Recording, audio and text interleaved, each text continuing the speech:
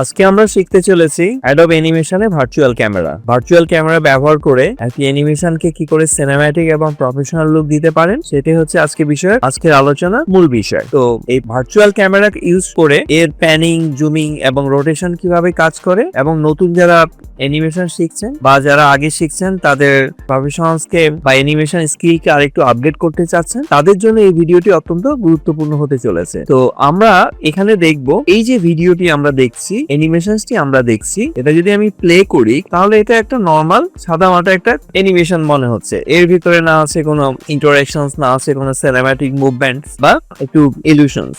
এখন সেটাকে আমরা ক্যামেরা বা ভার্চুয়াল ক্যামেরা ইউজ করে কিভাবে এটাকে সিনেম্যাটিক করতে পারি সেটার এক ঝলক দেখি।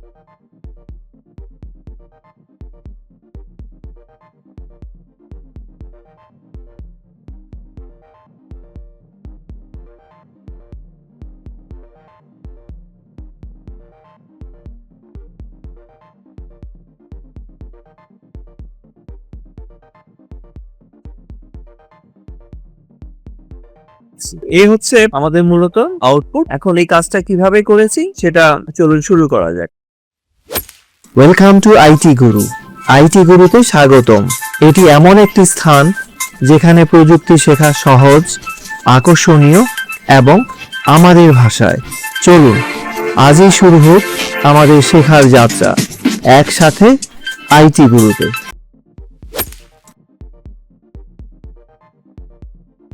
প্রথমে আমাদের যেটা করতে হয়, এই যে ক্যামেরা একটা টুলস আছে, এটাকে আমরা অ্যাক্টিভ করে নিব। অ্যাক্টিভ করে নিলে এখানে একটা নতুন ক্যামেরা লেয়ার তৈরি হবে এবং এর একটা কি ফ্রেম সেট হচ্ছে। আমি প্রথমে যেটা করব, এটাকে একদম জুম ইন করে নেব। এই টুলস এর মধ্যে থাকে, যেমন ধরুন এটা জুম ইন, আপনি এই যে এটাকে বাড়িয়ে জিনিসটাকে জুম ইন করে নিতে পারেন। ঠিক আছে, ছেড়ে দেন, আবার এরকম জুম ইন করে ফেলতে পারি আমরা। এরপরে আমরা এই যে ভিতরে নিয়ে এটাকে এরকম প্যানিং করে ফেলতে পারি। এই যে এরকম টানছি বা এরকম টানছি, এই যে নিচের দিকে টানছি, এটা উপর দিকে উঠে যাচ্ছে, এই যে এরকম। এটা হচ্ছে এর ব্যবহার। তো আমি এভাবে প্যানিং করে এটাকে এই অবস্থানে রাখছি। আর একটু জুম ইন করে নেই। এই ধরুন আমার ফার্স্ট কি ফ্রেমে এটা এই অবস্থায় থাকছে। এরপরে আমি 50 ফ্রেমের মধ্যে একটা কি ফ্রেম অ্যাড করব। এই কি ফ্রেমে এসে আমি এর প্রপার্টিতে গিয়েও ভ্যালুটা চেঞ্জ করে ফেলতে পারি। সে ধরুন এটাকে আমি দিলাম 115। এটা ঠিক আগের পজিশনে চলে আসলো আমাদের যেই লুকটা ছিল এখানে, এবং এটাকে আমি প্যানিং করে একটু ভিতরে নিয়ে আসি। এ ধরেন এরকম অবস্থা আমরা রাখতে চাই যেটা আমাদের প্রিভিয়াসলি ছিল। তাহলে আমি যদি এখান থেকে দেখি হঠাৎ করে একটা জাম্প হচ্ছে। এরপরে আমি কি করব, এখান থেকে 100 কে ফ্রেমে চলে যাব। এই 100 ফ্রেমে এসে আমি একটা কি ফ্রেম তৈরি করলাম। এখানে আমি যেটা করব, এটাকে আবার সেই জুম প্রপার্টিটা চেঞ্জ করে দেব। সে ধরুন এখানে 600, এবং একে আমি প্যানিং করে এর সোর্ড এরিয়াটাকে আমি সিনেমার মধ্যে রাখবো। এই বরাবর এই কি ফ্রেমে এটা থাকছে। তারপরে আমি কি করব, এখান থেকে আরো 150 ফ্রেমে নিয়ে যাচ্ছি, বা ধরুন 20 ফ্রেম, এটা বেশি নিব না। এখানে গিয়ে আমি একটা কি ফ্রেম তৈরি করব। ওকে, এই কি ফ্রেমে আমি যেটা করব, এখানে একটু প্যানিং করে উপরে উঠে যাব। এইভাবে জিনিসটাকে আমি সিনের মধ্যে রাখবো, বা চাইলে এটা এরকম আছে, আমি জাস্ট এইভাবে সিন থেকে বেরিয়ে আসবো। আচ্ছা, তাহলে আমার কি দাঁড়ালো, এটা এরকম ছিল, আমি জাস্ট একটু প্যানিং করে উঠে আসলাম।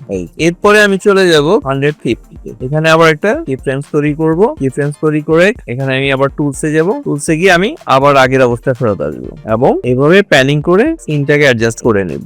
এরপরে লাস্ট আমি যেটা করব, 220 তে আরেকটা কিফ্রেমস তৈরি করব। সেখানে এসে আমি একে একটু জুম করব। জুম করে এই প্যানিং করে এই যে এটাকে এই জুমের মধ্যে নিয়ে আসবো। আচ্ছা, এই যে অ্যানিমেশনটা আমরা তৈরি হলো, আমরা একটু দেখি কি ঘটেছে এখানে। তো এখানে আমাদের একটু মোশন টুইন করতে হবে বিভিন্ন জায়গায়। তো প্রথম এইটুকু আমি জাম্প করছি, এই জায়গায় এসে আমি একটা ক্লাসিক টুইন করে দিলাম। তাহলে যেটা হবে, আমার এই অংশটা এরকম স্মুথ একটা জুমের মাধ্যমে চলে আসছে। এই আমি যদি এখানে যাই, স্মুথ একটা জুমের মধ্যে এই যে এখানে চলে আসছে। তারপরে আমি এইটুকু ঠিক রেখে এখানে একটা করবো, এই যে এখানে যেটা আসছে এখান থেকে আমি প্যানিং করে সরিয়ে নিলাম। ঠিক আছে, এটাও আমি স্মুথলি করতে পারি। এখানে একটা ক্লাসিক টুইন দিয়ে দিলাম, এই যে সুন্দর করে প্যানিং করে যাচ্ছে। দেন এইটুকু আমি আবার জাম্প করে এখানে চলে আসবো এবং এটাকে আমি আবার একটা ক্লাসিক টুইন দিয়ে দিব। তাহলে আমার এই শেষের অংশটা জুম ইন হচ্ছে। বাট এখানে আমি আরেকটু জিনিস করব, একটু কালার অ্যাডজাস্ট করব। আমরা চাইলে এখানে প্রপার্টিতে গিয়ে এই যে আমাদের ক্যামেরার মধ্যে আমাদের কালার ইফেক্টস আছে, তো আমি চাইলে কালার ইফেক্টস থেকে এর টিন্ট কমিয়ে বাড়িয়ে দিতে পারি। ঠিক আছে, যে টিন্টের ভ্যালু আমি কমিয়ে বাড়িয়ে দিতে পারি এবং সেটা আস্তে আস্তে ডার্কার হয়ে যাবে। ঠিক আছে, অথবা আমি চাইলে এর ব্রাইটনেস কমিয়ে দিতে পারি, একদম অন্ধকার করে দিতে পারি। তো এটা আমি করব হচ্ছে এই কি ফ্রেমে হচ্ছে এটা একদম নরমাল থাকবে। ধরুন এটা এখানে আমার 0 আছে, বাট এই কি ফ্রেমে এসে আমি এটাকে ডার্কার করে দিব, ব্রাইটনেস এটাকে আমি একদম অন্ধকার করে দিব, রাত হয়ে গেছে। ওকে, এবার আমরা জিনিসটাকে আবার একটু চালাই। এটাই হচ্ছে আমাদের সিনেম্যাটিক মুভমেন্ট। এখন এটাকে আরো স্মুথ করার জন্য আমরা যেটা করব, এই যে যেখানে যেখানে আমি কি ফ্রেমস তৈরি করেছি তার জন্য প্রপার্টিতে গিয়ে আমি এখানে এই যে ফ্রেমস আছে,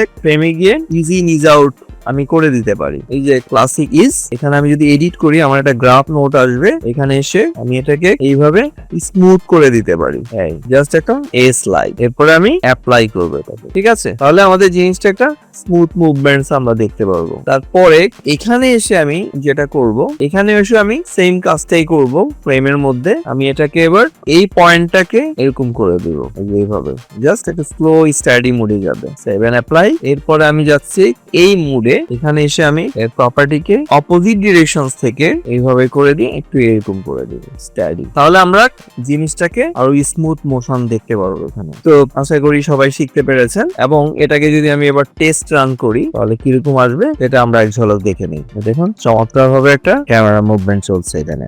তো এই হচ্ছে আজকে আমাদের আলোচনার বিষয়। আশা করি আপনারা অনেক উপকৃত হয়েছেন। বাট ভালো লাগলে অবশ্যই কমেন্ট করবেন, লাইক শেয়ার করে দেবেন এবং সেই সাথে আরো নতুন কি কি ফিচার্স অ্যাড করা যায় এই টিউটোরিয়াল সিরিজে সেটা অবশ্যই কমেন্ট করে জানিয়ে দিবেন। তো ঠিক আছে, আজকে এই পর্যন্তই। সবাই ভালো থাকুন। শিখতে ভালো লেগেছে? তাহলে একটা লাইক দিন। আপনার একটি লাইক আরো অনেককে সাহায্য করতে পারে। আপনার মতামত, প্রশ্ন বা নিজের টিপস থাকলে কমেন্টে জানাতে ভুলবেন না। আপনার কথা শুনতে আমার ভালো লাগে। যদি আপনি বিশ্বাস করেন যে শেখা মানেই ক্ষমতায়ন, তাহলে সাবস্ক্রাইব করুন এবং বেল আইকনটি অন করে নিন। চলুন এমন একটা ভবিষ্যৎ গড়ি যেখানে প্রযুক্তি সবার জন্য শেখার সুযোগ তৈরি করে। ভিডিওটি শেয়ার করুন এমন কারোর সাথে যে শিখতে চায়। চলুন একসাথে এগিয়ে যাই।